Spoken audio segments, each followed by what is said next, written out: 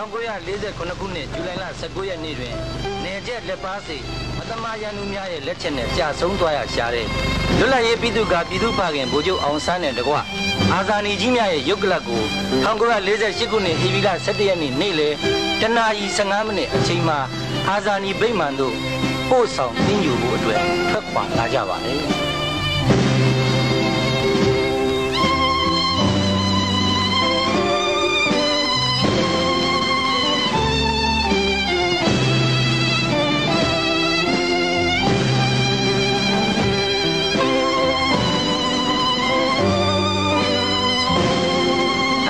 ဇာပနာပို့ဆောင်ရမှာနိုင်ငံတော်ကြီးရေလီတပ်မတော်သားများနဲ့တကွ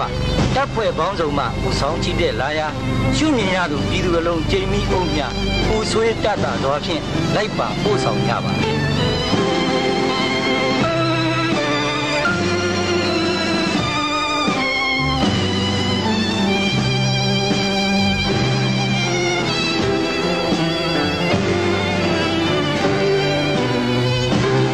ဇာပနာတွင်ရင်များပေါ်မှာတင်ဆောင်လာတဲ့အာဇာနည်ကြီးများရဲ့ရုပ်ကလပ်ကိုပြည်သူလူထုကဝမ်းနဲ့ကြေကွဲစွာအလေးပြုကြပါတယ်ဂျူရီဟောကနေပြီးလေးစုတပ်ပုံရွှေတကုံစီရီတော်ကြီးတို့ဦးဒီကပို့ဆောင်ရာလမ်းတစ်လျှောက်မှာပေးတာအပေါင်းရှင်းတော့ဝဲရပြည့်တဲ့နေပါတယ်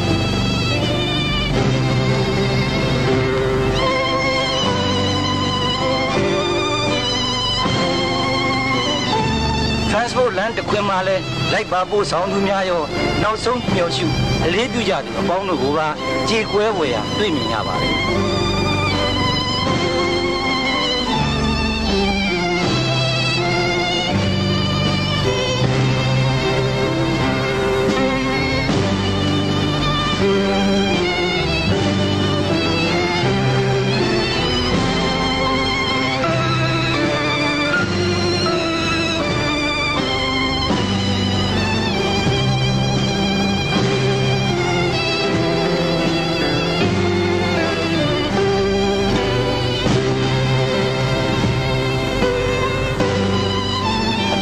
ပေါင်းစုံနဲ့တကွနိုင်ငံများတန်တမာများစစ်ဘက်အရာရှိကြီးများပါလိုက်ပါပို့ဆောင်ကြပါတယ်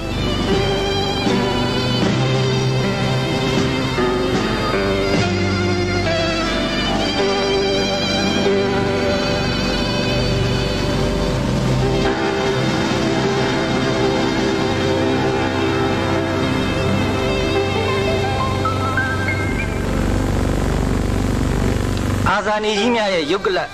ညှုံနှံမှုအတွက်1948ခုနှစ်မတ်လ29ရက်နေ့မှစတင်အုတ်မြင့်ချတိဆောက်ခဲ့ရတဲ့အာဇာနည်ဗိမာန်ကိုလည်းအသင့်ပြင်ဆင်ထားပါတယ်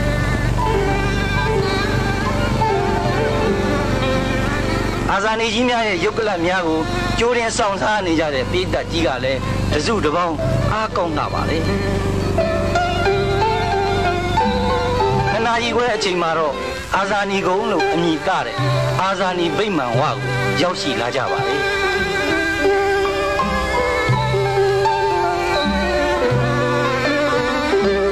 အာဇာနည်ကောင်းဆောင်ကြီးများရဲ့ရုပ်ကလပ်များကိုအလဲဘိုးမှာဗိုလ်ချုပ်အောင်ဆန်းလက်ရဘက်မှာသခင်မြဥပဝင်းမိုင်းဘွန်စောဝါကြီးနဲ့ဦးမောင်လက်ဝဲဘက်မှာဥပချိုးမန်းပါခိုင်မစ္စတာရာဇတ်နဲ့ရဲဘော်ထွေးတို့ရဲ့ရုပ်ကလပ်များကိုသက်ဆိုင်ရာအုပ်ကူအသီးသီးမှာထားရှိပါတယ်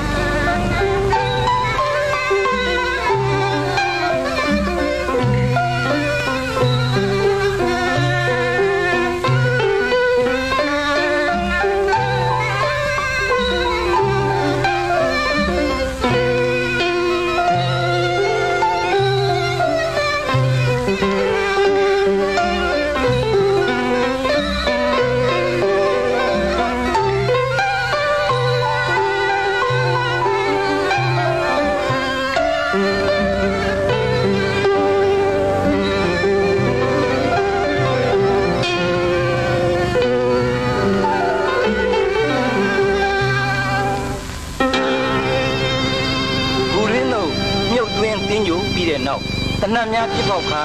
စစ်ခရာများပုတ်ပြီးအလေးပြုကြတဲ့ပြင်ပမတပ်မတော်လင်းမြန်တို့ကလည်းဝေးရင်ရမှနေပြီးအာဇာနည်ကုန်းကိုဥတိုက်ပြန်ဝဲကပန်းမျိုးစုံများနဲ့လွမ်းသူပန်းဝေကျဲချပြီးအလေးပြုကြပါတယ်သမရ ကြီးရဲ့ကိုစားအတွင်းဝင်ဥရွှေဘောနဲ့နိုင်ငံခြားတန်တမာများကလည်းလွမ်းသူပန်းခွေများနဲ့အလေးပြုကြပါတယ်ဘိုးချုပ်အောင်ဆန်းနဲ့တကွအာဇာနည်ကြီးများရဲ့ဇာပနာအခမ်းအနားဟာညနေ4 နာရီအချိန်မှာပြီးစီးပါတော့တယ်ခင်ဗျာ